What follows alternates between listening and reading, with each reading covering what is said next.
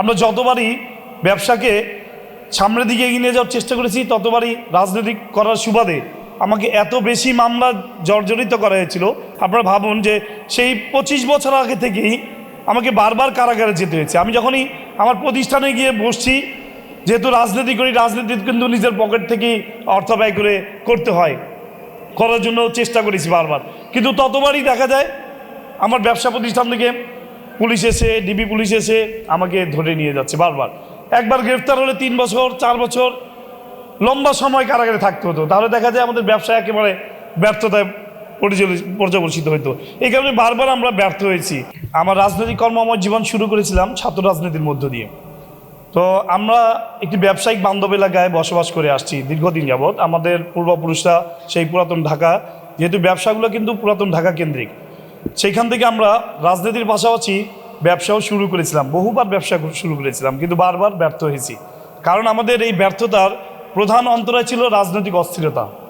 তো আমরা গতকালও দেখেছি যে আমাদের গুলিস্তান কেন্দ্রিক একটি মামলা হয়েছিল, রাজনৈতিক মামলা। সেটার কারণে গতকাল আমাদের এনসিপির একজন নেতাকে গ্রেফতার করেছে। তো আমি ডিসিকে ফোন করলাম যে ওনার নামে তো কোনো এই ঝাড়ভুক্ত আসামিও না, ওনার নামে আপনার মামলা করেছেন, ওকে গ্রেফতার করেছেন, ওনাকে কেন গ্রেফতার করলেন? বললো যে এখানে একটা গণ্ডগোল হয়েছে, এই কারণে ওনাকে গ্রেফতার করতে হয়েছে। এমনকি ভিডিও ফুটেজও নাই, এজাহারেও উনি আসামি নন, তারপর ওনাকে গ্রেফতার করলেন, ওনাকে কি ছাড়া যায় না? উনি বললেন যে দেখেন এটা রাজনৈতিক বিষয়, এখন এটা ছাড়া যাবে না।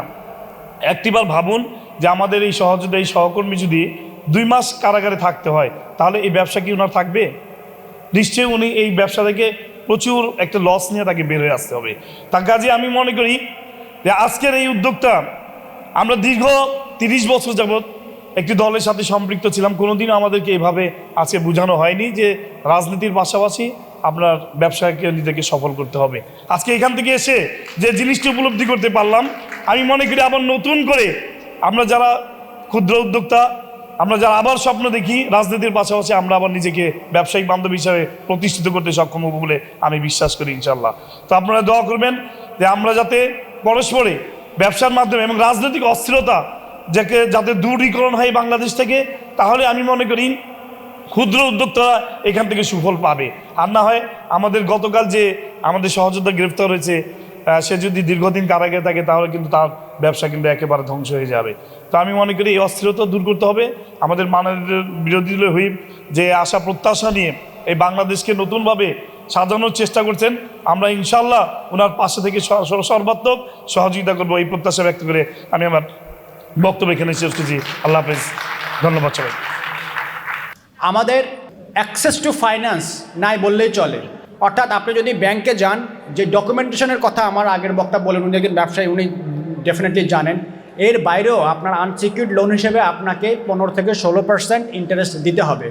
15 থেকে 16% ইন্টারেস্ট দিয়ে আপনি কীভাবে ব্যবসা করতে পারবেন? আর বাংলাদেশে এখনও পর্যন্ত এসএমইদের জন্য কোনো ইকুইটি ফাইন্যান্সিংয়ের খুব ব্যবস্থা হয় নাই। বেশ কিছুদিন আগে, মানে কয়েক বছর আগে, বাংলাদেশ ব্যাংকের একটা ইকুইটি ফান্ড ছিল, যেটা ব্যর্থ হয়েছে শুধুমাত্র স্বজনপ্রীতি এবং মনিটরিংয়ের অভাবের জন্য। কিন্তু ব্যাপারটা ভালো ছিল, কিন্তু আইডিয়াটা খুবই ভালো ছিল। সো ন্যাশনাল এসএমই এই অ্যাসোসিয়েশন, আপনাদের কাছে আমার একটা অনুরোধ থাকবে, আপনারা একটা মেকানিজম তৈরি করতে হবে, সেটা হোক সরকারের সঙ্গে দেন দরবার করে, হোক ফাইন্যান্সিয়াল ইনস্টিটিউশনকে দেন দরবার করে, যেন আপনারা একটা ইকুইটি ফাইন্যান্স ম্যানেজ করতে পারেন। ডেট ফাইন্যান্সিং, অর্থাৎ লোন নিয়ে ব্যবসা করতে গেলে যেই পরিমাণ সমস্যার সম্মুখীন আপনাকে হতে হবে, যেই পরিমাণ কনস্ট্রেন্টের মধ্যে থাকতে হবে সর্বক্ষণ, ইকুইটি ফাইন্যান্সিং হলে সেটা ওইটা থেকে কিছুটা কমফোর্ট আপনারা পাবেন। ইকুইটি ফাইন্যান্সিং ছাড়া এটা সম্ভব না। থার্ড হচ্ছে, এখানে আপনারা অনেকেই আছেন যারা এসএমই ব্যবসা করেছেন, সবাই ঠেকে শিখতে চাচ্ছেন। সবাই যখন একটা সমস্যা আসে তখন সমাধান করেন, আবার আরেকটা সমস্যা আসে তখন সমাধান করেন। এর প্রবলেম হচ্ছে যে you guys do not have any access to knowledge.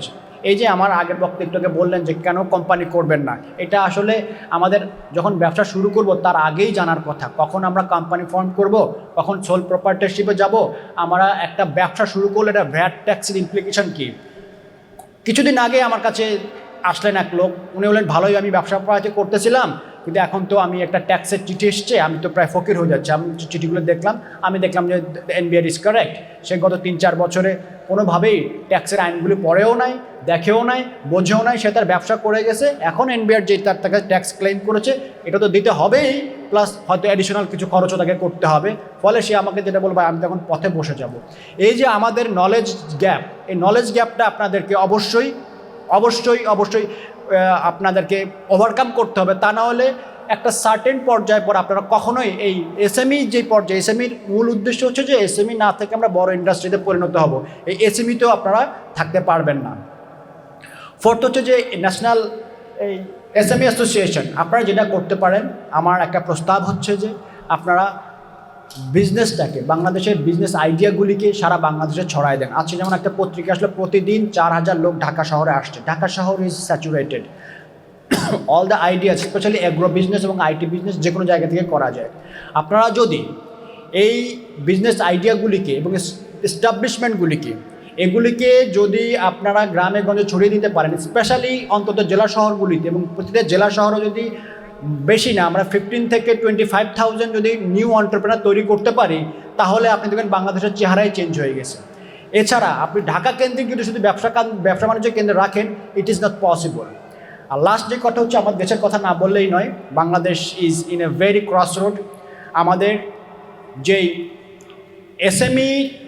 এসএমইর speciality কি, যারা এক্সপোর্ট ওরিয়েন্টেড বড় ইন্ডাস্ট্রি, তারা 100 টাকা আয় করার বিপরীতে তারা আবার বিদেশে প্রায় 80 টাকা পাঠিয়ে দেয় ইম্পোর্টের মাধ্যমে। কিন্তু এসএমইর মধ্যে এই জিনিসটা নাই।